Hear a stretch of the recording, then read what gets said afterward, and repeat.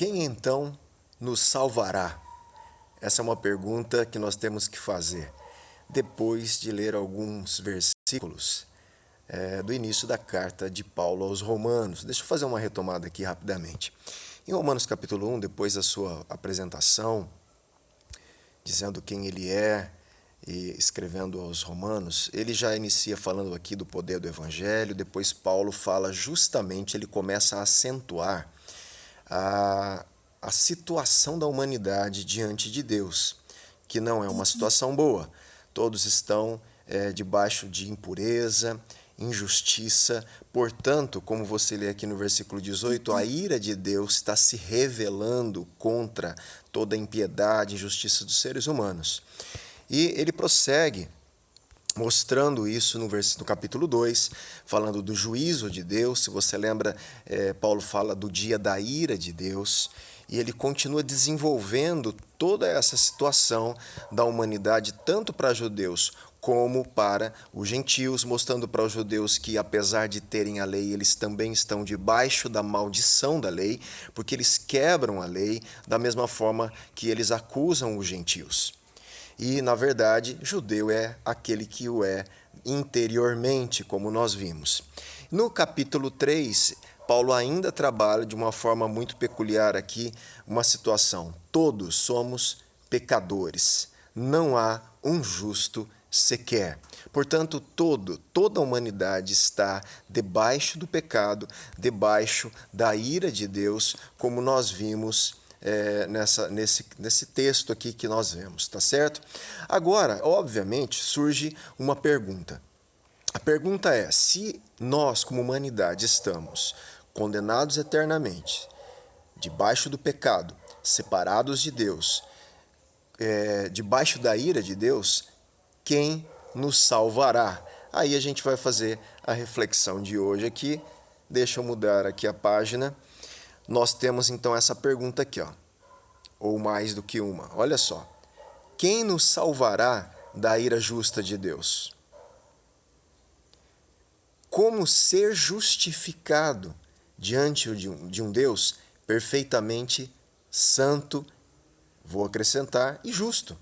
Como me justificar diante dele, se as nossas obras de justiça são, diante da justiça de Deus, trapo de imundície?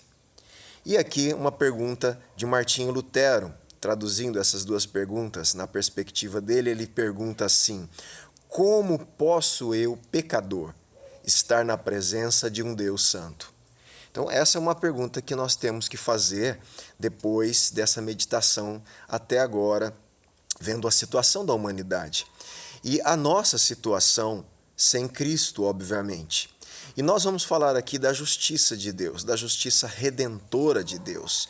Aqui em Romanos 3, nós vemos Paulo preparou até agora para ele oferecer aqui, para ele ofertar como resposta, na verdade, mostrar a resposta ofertada de Deus à humanidade.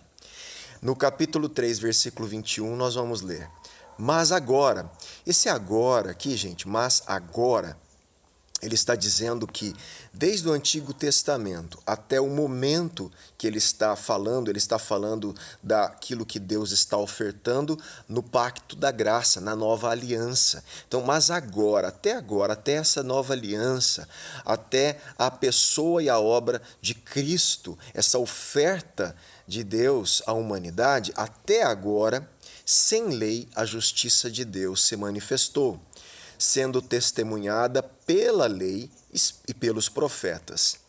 É a justiça de Deus mediante a fé em Jesus Cristo, para todos e sobre todos os que creem. Olha só, então para eu me tornar justo diante de Deus, eu não consigo.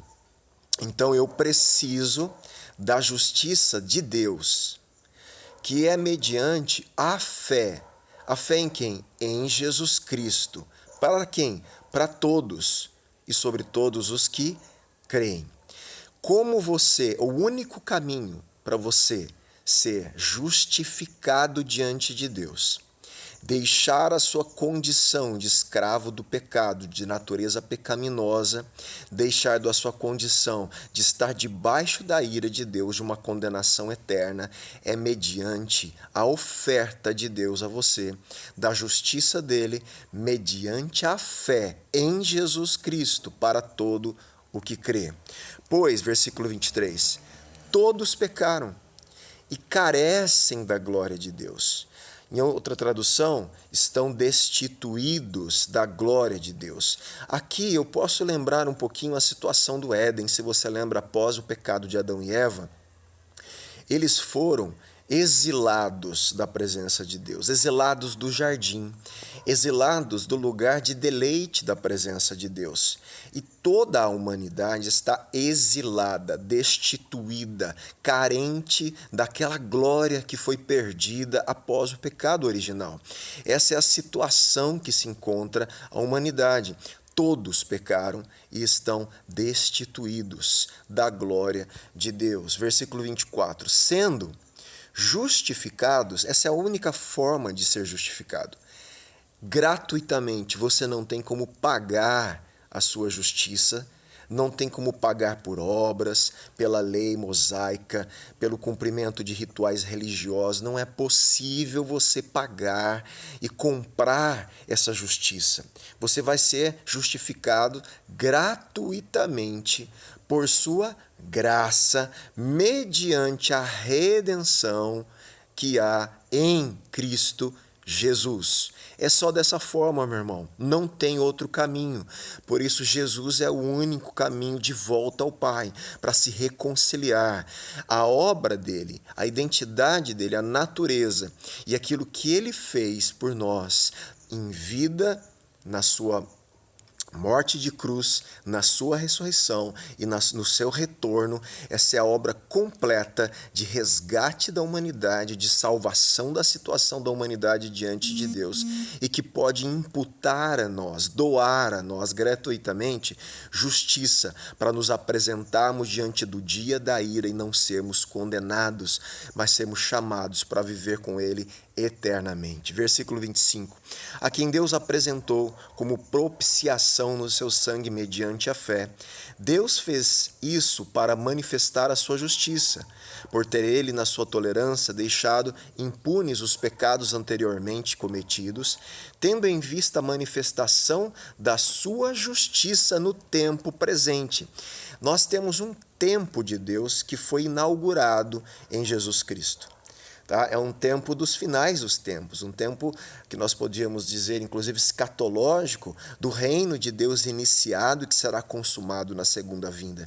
Então, nesse tempo presente, a fim de que o próprio Deus seja justo e o justificador daquele que tem fé em Jesus. Não existe nenhum justo sequer.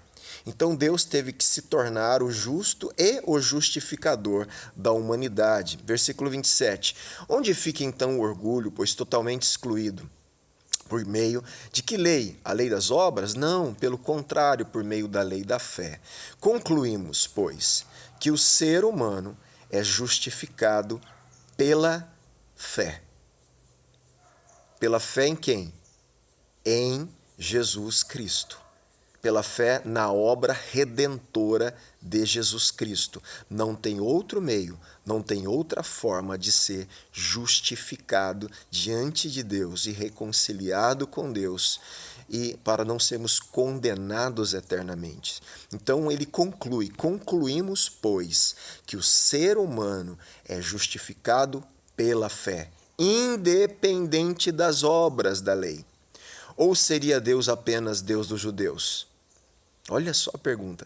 Se é pela obra da lei, será que então Deus só é Deus de judeus? Não, meu irmão.